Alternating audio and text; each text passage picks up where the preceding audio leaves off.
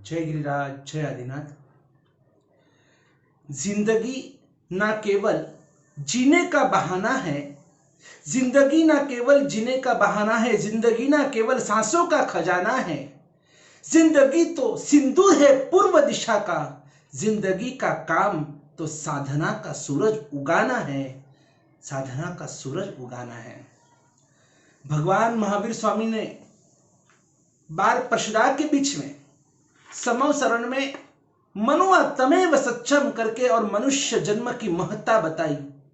हे मनुष्य, तू महान है। चार गति के जीवलोक के अंदर देव, मनुष्य, तिर्यंश और नरक, इन चार गति में सबसे अधिक महत्व परमात्मा ने मनुष्य गति का बताया। ऐसी तो क्या वजह है कि भगवान ने मनुष्य को महान कहा? ऐसे देखा जाए तो शरीर के सौंदर्यता के अगर हम एक एक एक एक एक एक एक, एक चीज को सामने लाए कि अगर सुंदरता में हमसे भी अधिक, तो देवलोक के जो देव देवी होती है और उनका शरीर हमसे भी अधिक सुंदर होता है। एक एक पॉइंट्स के ऊपर चर्चा करेंगे। हमसे भी रूप में वो आगे है, शक्ति में देव गति के जीव वो भी हमसे आगे है।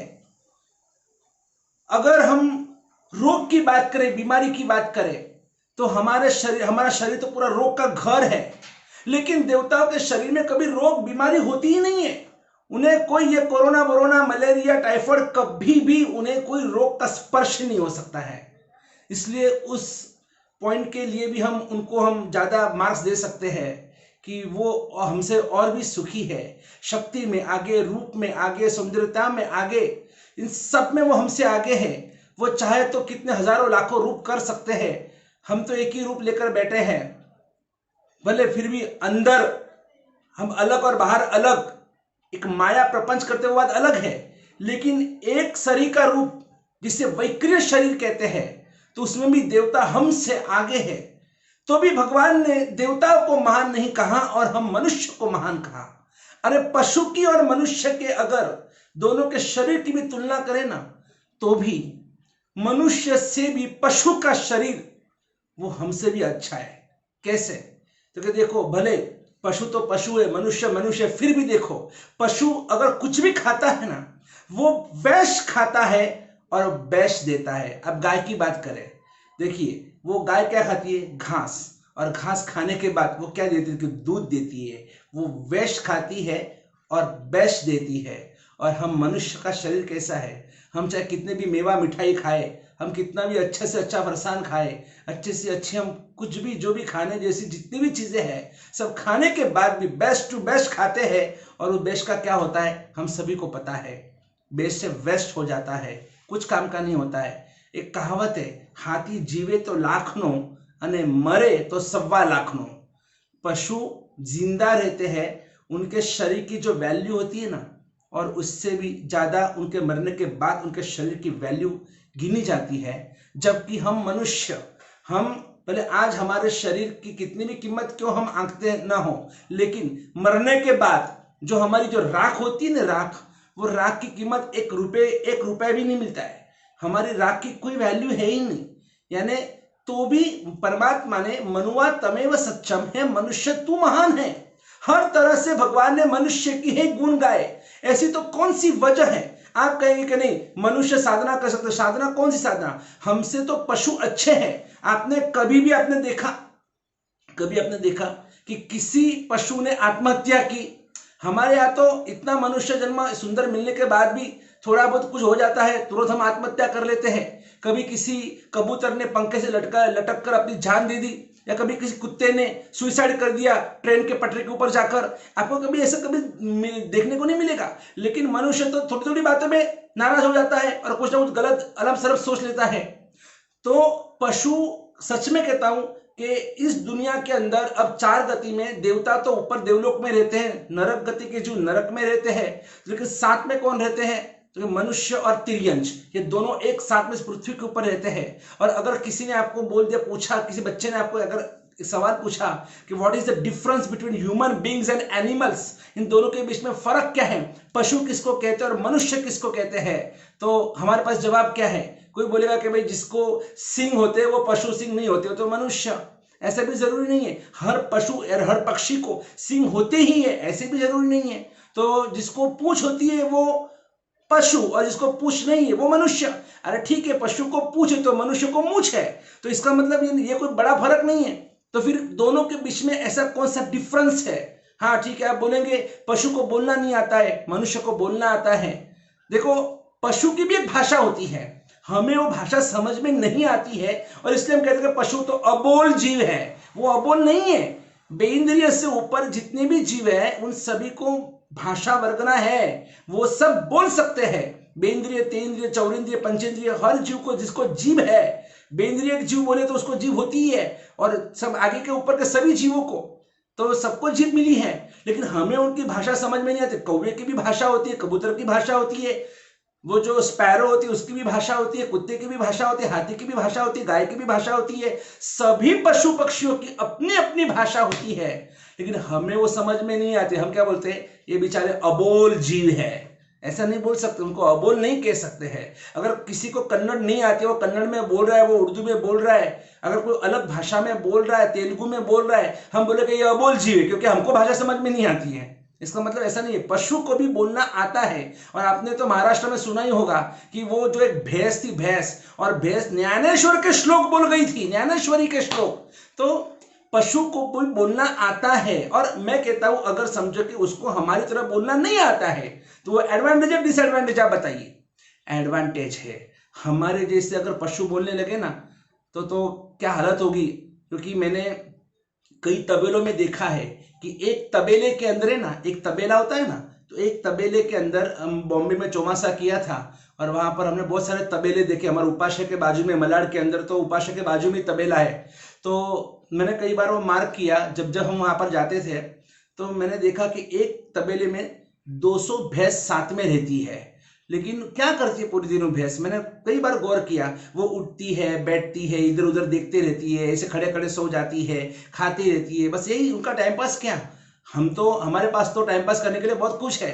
अभी लॉकडाउन में क्या कर रहे हैं पूरे दिन, या तो हम सुबह सुबह मोबाइल लेकर बैठ जाते हैं, या टीवी देखते हैं, या फिर अनवसर गप्पे लगाते हैं, या फिर व्हाट्सअप करते रहते हैं, एक दूसरे को हालचाल पूछते रहते हैं। लेकिन पशु की जिंदगी में क्या, ये सब तो कुछ भी नहीं है। ना उनके पास कोई मोबाइल है, ना इंटरनेट कनेक्शन है, ना फेसबुक है, ना ट्विटर है, ना उनके पास कोई यूट्यूब है, ना व्हाट्सएप, कुछ नहीं है। तो वो कैसे अपनी जिंदगी जीते होंगे। तो मैंने कई बार मार्क किया, लेकिन मैंने देखा ये यही करते हैं, उठते हैं, बैठते, इधर उधर देखते रहते हैं, बराबर यही उनकी जिंदगी है। लेकिन मैंने एक मार्क किया कि मैं 3 दिन रुका तो उस उपाश्रय के अंदर, तो 3 दिन के अंदर मैंने एक जबरदस्त मार्किंग किया कि ये 200 भैंस एक तबेले में साथ में रहती है, और तो भी 3 दिनों में मैंने कभी उनके बीच में कभी भी मैंने झगड़ा देखा नहीं, कभी मैंने कोई मन मोटाव नहीं देखा, कभी कोई क्लेश नहीं, कंकास नहीं, झगड़ा नहीं, कुछ नहीं। मुझे बड़ा आश्चर्य हुआ कि एक तबेले के अंदर 200 भैंस साथ में रह सकती है आराम से, शांति से, लेकिन एक घर में एक सास और बहू, एक देरानी जेठानी, एक ननंद भौजाई, 2 सगे भाई, पिता और पुत्र, कितना क्लेश हमारे परिवारों के अंदर। छोटी छोटी बातों पे किसी ने कुछ बोल दिया, उसने एक सुना तो हम 10 सुनाने को तैयार हो जाते हैं। हम सहन नहीं कर पाते हैं, हमारा बॉयलर फटता है, हमें गुस्सा आ जाता है, हम अपने आप के ऊपर का जो ताबा होता है खो देते हैं, हमारे मन में संघर्ष उत्पन्न होता है, एक निमित्त मिलते ही हमारे बॉयलर फट जाते हैं। यानी कितना संघर्ष में हमारा जीवन है, हम कितना बकबक पूरे दिन में करते रहते हैं। तो ये सभी कुछ एडवांटेज की जगह पर डिसएडवांटेज, जो एक भाषा के लिए अच्छा है कि पशु को हमारी तरफ बोलना नहीं आता है। ये जीभ जो होती है ना, पशु की जीभ में ताकत होती है। कहीं अगर उसे कोई लगा ना, कहीं अगर उसे जख्म हो गई ना, वो चाट कर है ना, और वो एंटीसेप्टिक का काम करती है। उसके जीभ में ताकत है, जबान में ताकत है, वो एंटीसेप्टिक का काम करती है। लेकिन हमारी जबान की ताकत कैसे मालूम है कि अगर कहीं पर भी अगर घाव नहीं है ना, तो हम बोल बोलकर नए घाव हम उत्पन्न करते हैं। अंधे के बेटे भी अंधे होते, बोलने की क्या जरूरत थी द्रौपदी को। लेकिन देखो, एक वाक्य के कारण तो पूरा महाभारत रच गया। इसलिए हम तो कितना पूरा दिन बड़बड़ करते रहते हैं।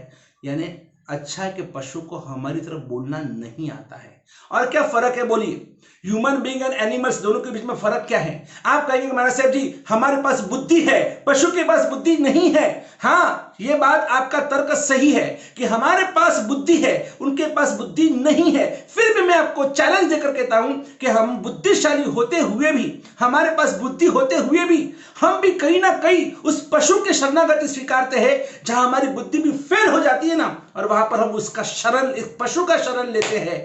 बड़े से बड़े सीआईडी, सीबीआई, एफबीआई, ये जो भी मोसाद, जितने भी गुप्तचर संस्था है, ये जब कोई चोर को नहीं पकड़ पाते, खूनी को नहीं पकड़ पाते ना, तब ये सब आखिर एक सहारा लेते, किसका मालूम है आपको? एक डॉगी का सहारा लेते, कुत्ते का सहारा लेते हैं कि भाई अन्यथा शरणम नास्ते, किसी का शरण नहीं भाई, अब चल तू आगे भाग, तेरे पीछे पीछे मैं। और उस कुत्ते को आगे भगाया जाता है और वो कुत्ता उस जो भी चोर या लुटेरा या जो भी खूनी वहां तक पुलिस को पहुंचाता है। यानी कहीं ना कहीं तो जब हमारी बुद्धि भी फेल हो जाती है ना, तब हम एक पशु का सहारा लेते हैं। यानी बुद्धि में भी देखा जाए तो, शक्ति में भी देखा जाए तो देवता तो हमसे आगे है ही सही, लेकिन एक पशु भी वो हमसे आगे है। और भी ये जो डिफरेंस है ना, आप भी थोड़ा चिंतन कीजिएगा आज कि पशु और मनुष्य के बीच में फर्क क्या है, क्योंकि हम साथ में रहते हैं। हमारी इस दुनिया के अंदर पशु भी और हम भी है। तो क्या हम मनुष्य हैं? मनुष्य किसको कहते हैं, पशु किसको कहते हैं? इस डेफिनेशन को हमको बराबर समझना होगा। भगवान ने बार प्रशदा के बीच में बार बार हमारी प्रशंसा की, मनुष्य की प्रशंसा की। ऐसे देखो सब हर तरह से देव हमसे आगे, पशु हमसे आगे, तिर्यंश हमसे आगे, और फिर भी भगवान ने जो हमें महान कहा है, इसके पीछे का बहुत बड़ा राज है। और वो राज हम जरूर, आप भी सोचो और हम वापस इसके ऊपर चिंतन मंथन जरूर करेंगे। तब तक के लिए आप थोड़ा सा आत्मा गवेषणा करना सीखो, आत्मा चिंतन मंथन करना सीखो। सिर्फ आपने सुन लिया और वापस इसको ये सुन लिया, वापस नया कोई ना कोई कुछ ना कुछ आप देखते रहते हैं, वापस इसको भूल जाते हैं। ये जो तत्व ज्ञान जो आपको हम दे रहे हैं ना, इस तत्व ज्ञान के ऊपर थोड़ा सा आपको भी इसका स्वाध्याय करना चाहिए, इसका परिशीलन करना चाहिए कि हमारे गुरु भगवान जो भी प्रवचन देते हैं, तो वो जो भगवान की वाणी आप तक हम पहुंचा रहे हैं, तो ये जो वाणी है, ये भगवान ने जो कुछ हमें वचन कहा है, कितने अद्भुत वचन कहा है कि जिंदगी न केवल जीने का बहाना है, जिंदगी न केवल सांसों का खजाना है। ये मिली है जिंदगी, सांस मिले हैं तो हम ले रहे और उसको पूरा कर रहे हैं। एक दिन मरना है तो मर जाएंगे, ऐसा नहीं।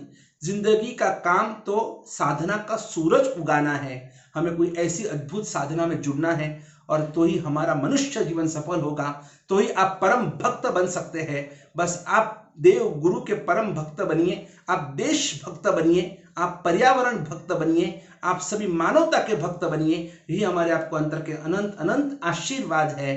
आप साधना में आगे बढ़िए, बस साधना में आगे बढ़िए। जय गिरिराज, जय आदिनाथ। जुड़िए परम भक्त परिवार से और इस चैनल को सब्सक्राइब कीजिए और लेटेस्ट नोटिफिकेशन के लिए बेल आइकन को दबाइए।